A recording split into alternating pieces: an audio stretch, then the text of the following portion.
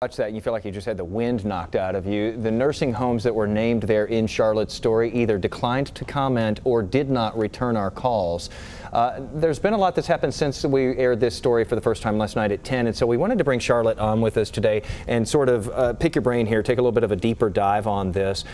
First of all, we always get responses to stories. We get them on Facebook and Twitter, we get calls, we get emails. You got a particularly interesting response today. Tell us about that. I did. When I came into work this morning, I had an email from the state. Now, from the state? Yes. It's important to set that up by explaining that for weeks we've been asking the State Department of Health and Human Services for an interview. We said, we want to come down to Austin, show you our findings, show you these lists of criminal nurse aides that we've identified, and do an on-camera interview. And unfortunately, they declined that opportunity. But today, this email in my inbox showed that there might be a door opening to having a conversation about that. They expressed interest in reviewing our findings. They want to go through the certified nurse aides that we've identified and see if, in fact, they want to revoke their certifications. But wait, isn't the data that you used their data? It is, in part. Okay. So we used the registry, their data, it's their registry of nurse aides in the state. And we merged that with a criminal database.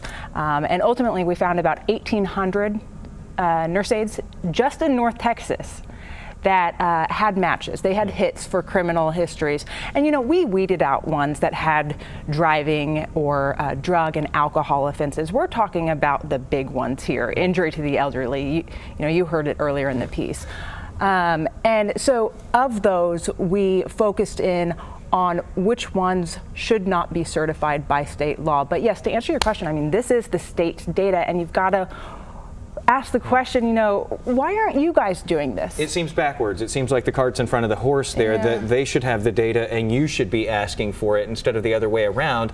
That's my first read on it. My second read on it is, this is why you do what you do as an investigator, though, as an investigative journalist. This is why you do it, to make change where there's change needed. And this might be that first crack. Yeah, absolutely.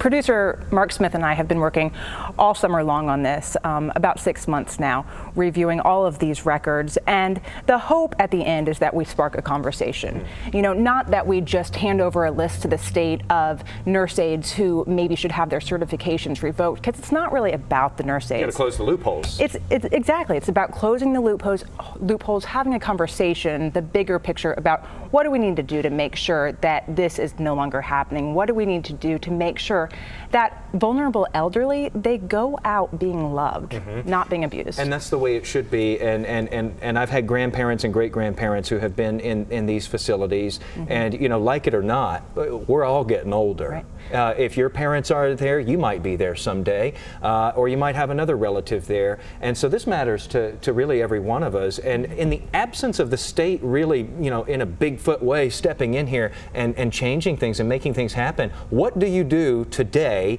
if you've got somebody who's in one of these facilities? I will say this, I've visited them many times to visit relatives. There are some angels who work in these places. Absolutely. People who are dedicated servants, take care of these people like they are their own. Absolutely. But what if you get one of the bad apples?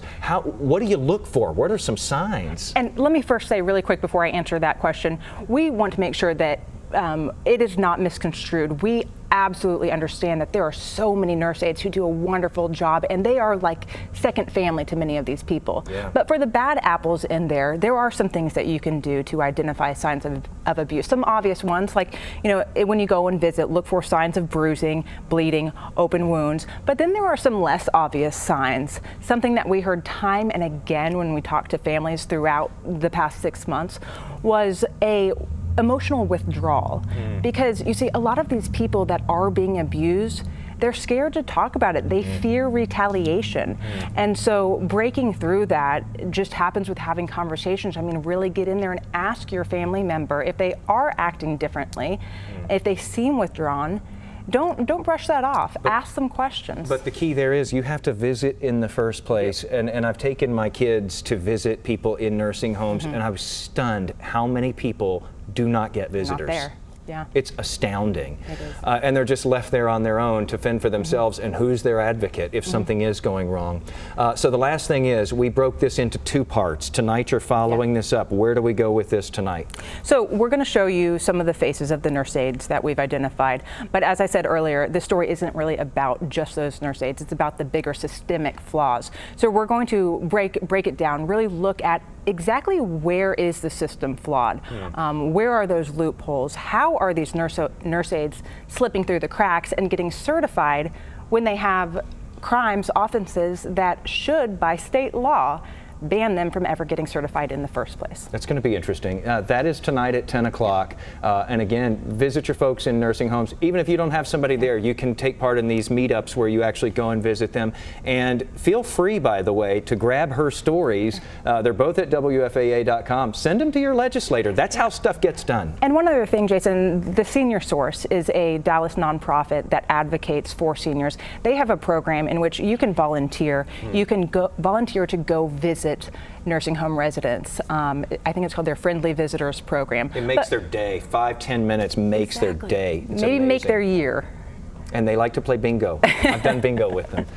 Very great story and great work. Keep up the good work, and hopefully we see some change that comes out of this, and you'll let us know if we do see that. Absolutely. Thanks, Charlotte. Sure. All right.